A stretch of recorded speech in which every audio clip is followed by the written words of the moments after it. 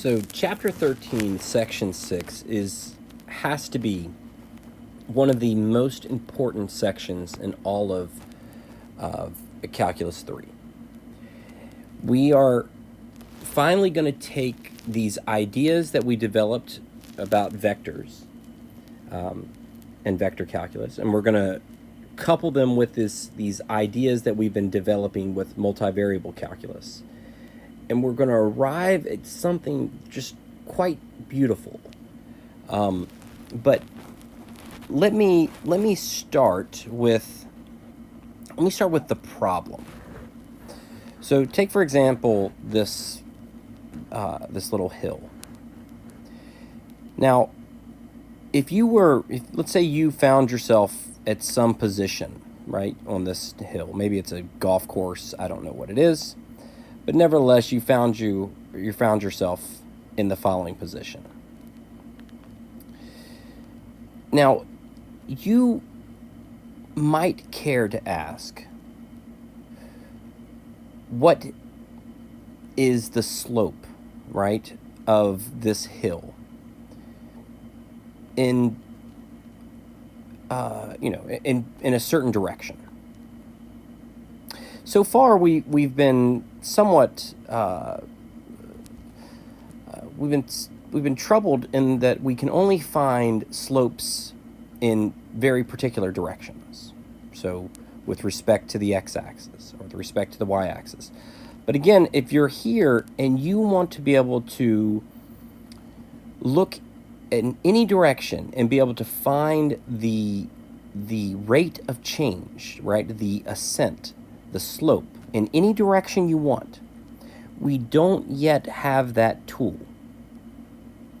So we now know the problem. Let's see if we can start to figure out a solution. So let's come back, follow me back over here. And we'll begin in 2 dimensions. And let's just assume that there's some region, we'll call it R.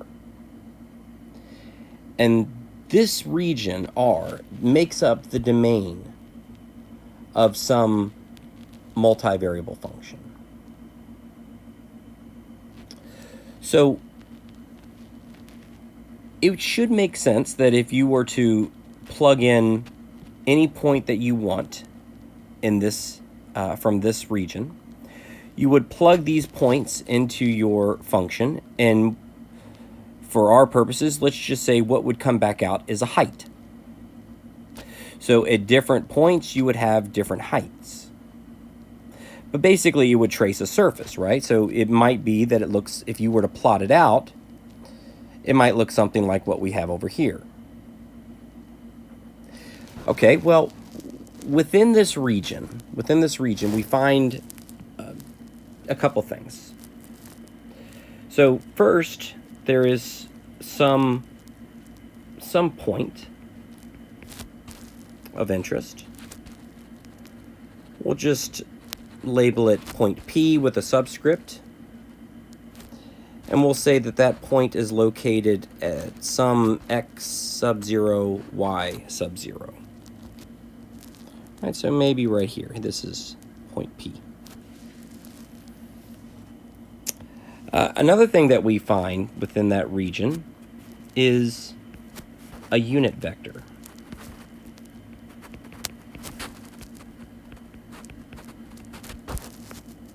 And we're going to use u. And this unit vector, actually, I tell you what, let's draw the vector. So here's u.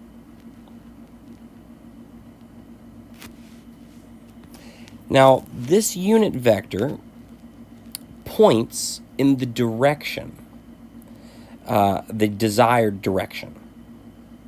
So again, back to our idea, if this was where you were located, based on how I drew you are asking about this direction, right? You would like to know the slope, the ascent in this direction.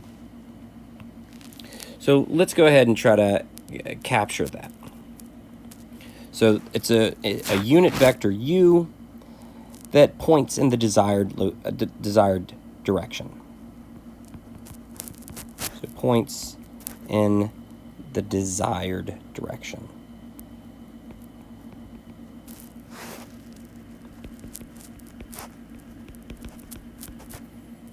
All right.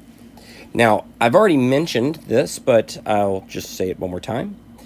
That, as I said, if you were to plot out, if you were to plug in each of these points in this region, and if you were to plug them into your function, you would get a surface. And of course, one of those points on this surface would come from when you plugged in this point P sub 0. So we would have some point, I won't use the subscript 0. There's going to be some point on this surface. I'll just put it here. And that particular point would be x sub 0, y sub 0.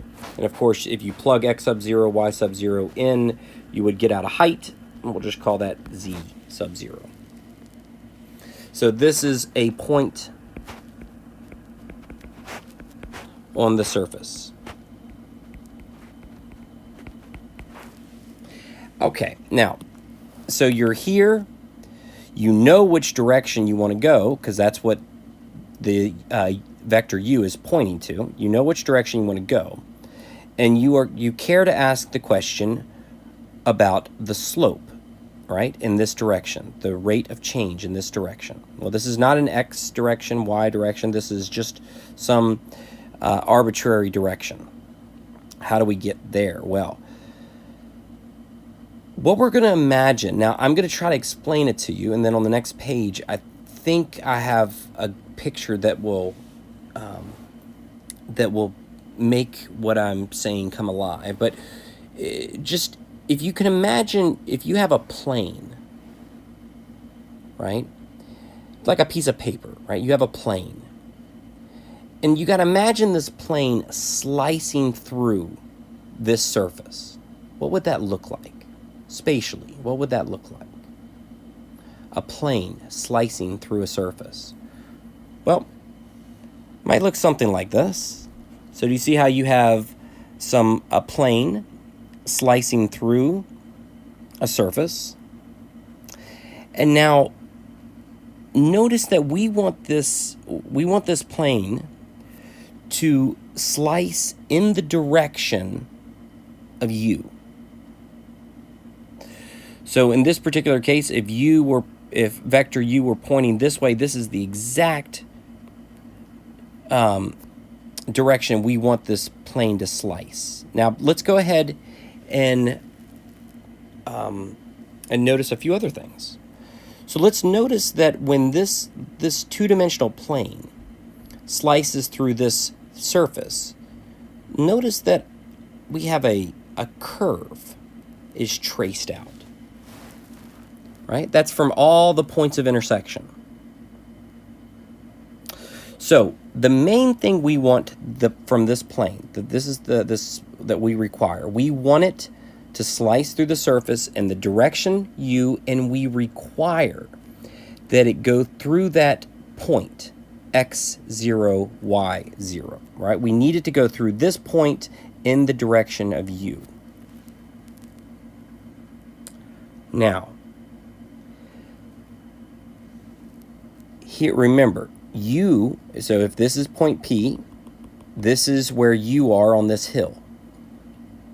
Now they use x sub 0, y sub 0, f of x sub 0, y sub 0. On the previous page, I just used z sub 0, but we get the idea. So again, you are here on this surface, on this hill. And what we find is that, I'm kind of reading from the bottom here.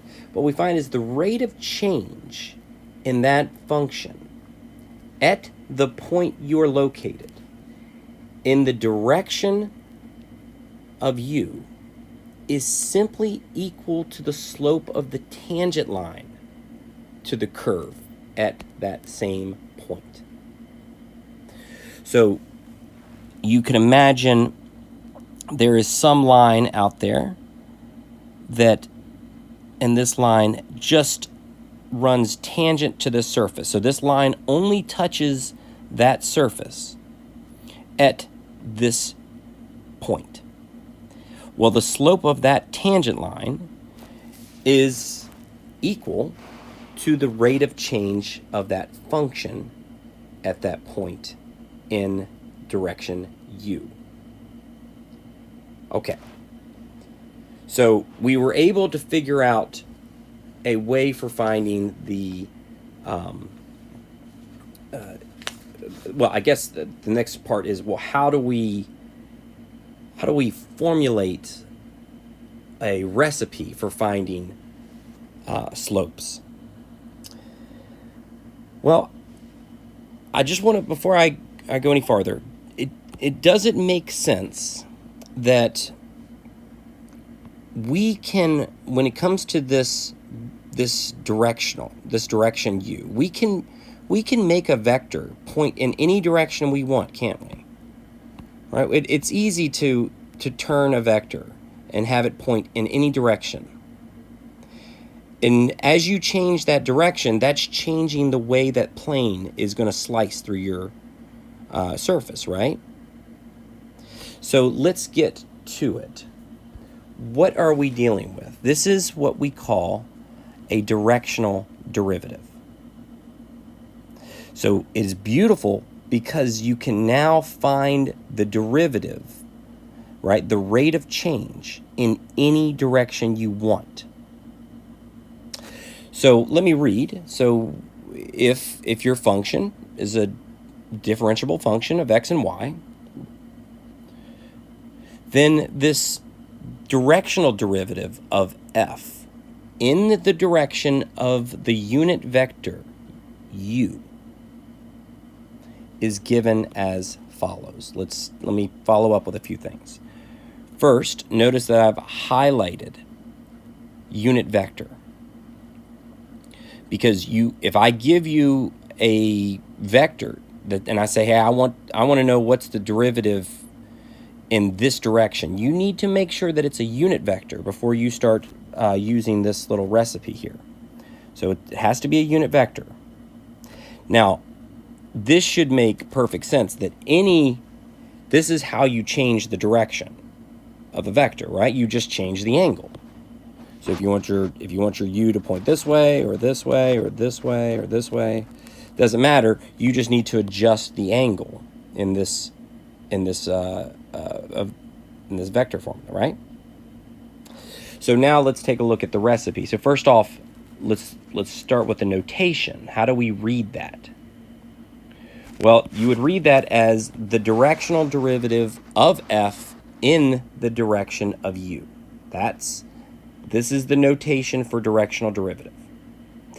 And notice that all that's required to find the derivative in any direction, we need the partials. So we need a partial with respect to x, with respect to y. And then we need to know the angle that you desire to travel. All right? So do you want to go from where you're at? You have to think, do I want to go 45 degrees is my direction, or 90 degrees, or 180 degrees, whatever it is. These are the pieces that we require. But once together, we have our directional derivative. Okay. So let's actually just jump in. Let's see if we can try one here. So example 1 says, find the directional derivative for the following surface at the point 1, 2. Now notice they give you the point in 2 dimensions, right? The point 1, 2. This is obviously not the point on the surface, right? Because you would need to plug the 1 in here for x, you would need to plug the 2 in here for y, and that would tell you the z value. That would tell you, but, so we want to find the directional derivative of this surface at this point in the following direction. Well, the first thing you would want to make sure you have to know is that this is a unit vector. It is, so, but you would have to make sure if it's not, you know, well, maybe in just a second I'll go over how you would make it a unit vector. All right, ready? So let me write my recipe. So for the directional derivative,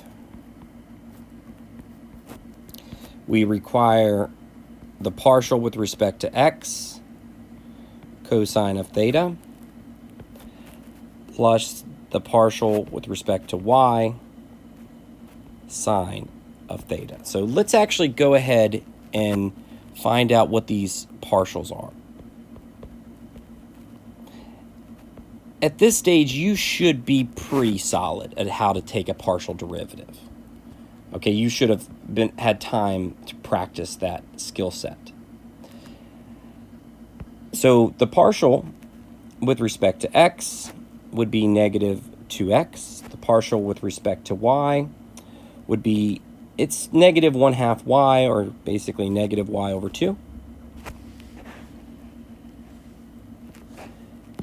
So we're going to go ahead and plug in here and here. Let's do that right now. So that's negative 2x cosine of theta plus, that's actually minus, right? Because it's negative y over 2. So minus y over 2 sine of theta. Now I need you to stop for just a second. This is your derivative. This is your directional derivative. Now we're going to go a little bit farther because we want to know the slope in a certain direction. So we're going to be plugging in some information. But just like when you find f prime, that's your derivative, right? Remember, the derivative is a function. It's a function. You have to give, look, go back to Calc 1. F prime of x is not a slope. F prime of x is a function. If you give it information, it will give you back out a slope, but it's itself is a function. So now, this is your directional derivative. That's not exactly what they wanted. They also want to know what is the slope at 1, 2 in the direction u. All right, well, let's now go ahead and identify. So at the point 1, 2, so x is 1, y is 2. And now, what is that theta, right? So, well, we got to know what to plug in for our angle. But we can see it. It's just right here. It's pi over 3. So theta is equal to pi over 3. And now, what's going to happen is I'm just going to be plugging in. I'm going to plug in 1 for x, pi over 3 for theta, and plugging 2 in for y. Ready? So let's make sure we stick with our notation. So du of the directional derivative of f of 1, 2, and in direction pi over 3. Sorry, let me write that 3 a little bit better. Ready? Let's do it. So that's just, we got negative 2. I'm going to make this picture just a little bit smaller just so I don't run out of room. All right, let's do this. So negative 2, plugging in 1 for x, and of course cosine of pi over 3 is just 1/2. Minus, well, y is 2 divided by 2, and then sine of pi over 3 is the square root of 3 over 2. All right, so we got a little bit of arithmetic to do here. So what is, this ends up being -1 minus the square root of 3 over 2. All right, now this is your slope. This is your slope at this, in this direction, at the point on the surface. Roughly, and I'm just, you could combine those into one fraction, but don't do this when I'm about to do on a test just right now. Just roughly, that's negative 1.866. I just wanted to give you a feel for what that slope is.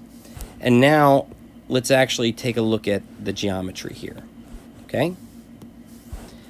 So right here is the point 1, 2. If you plug x is 1, y is 2 into your original function, this is the point on the surface, right? I think that's 2. If you plug in, yeah, I think that should be 2. But nevertheless, now notice that from here, this is where you are on the surface. You know which direction you want to go.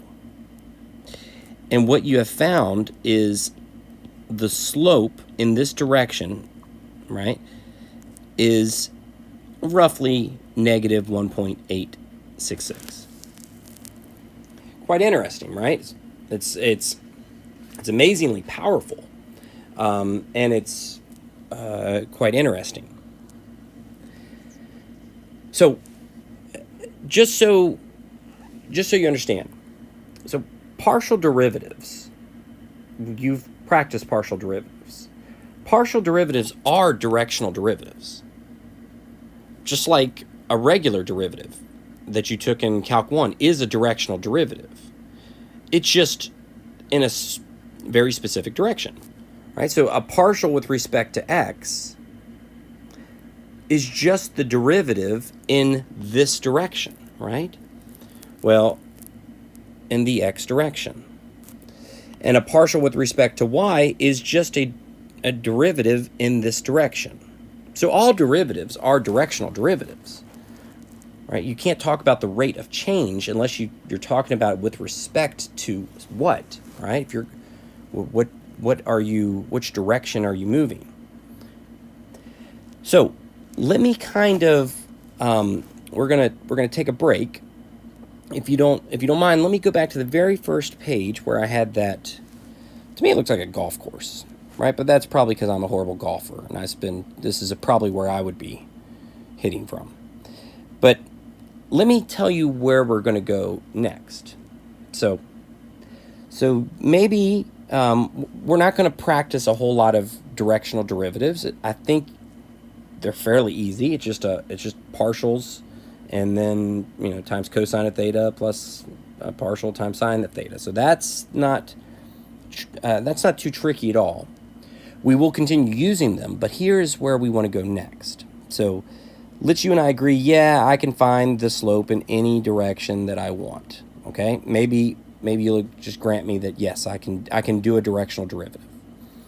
But what if you wanted to know from here? What if you asked a different question? What if you asked, which direction should I go?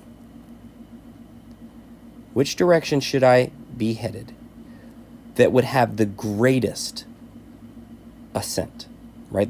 What is the max slope? The greatest ascent, or descent too. What if you want to know which direction should I be going for the smallest slope? That's an interesting question.